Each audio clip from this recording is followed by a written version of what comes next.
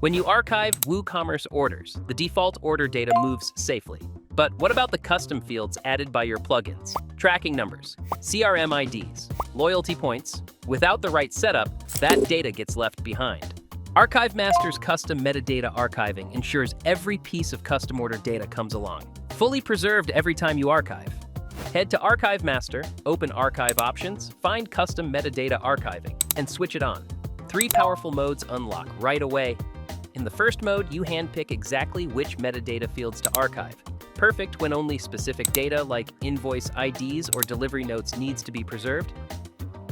The second mode automatically detects every metadata field on your store. Don't want to archive certain fields? Just drop them into the Exclude list. The third mode goes even further.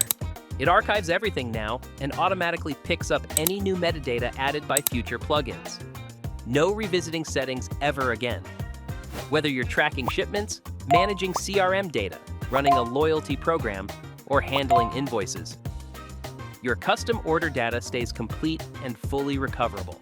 Custom metadata archiving is available in ArchiveMaster Pro. Upgrade today and make sure every order you archive is truly complete.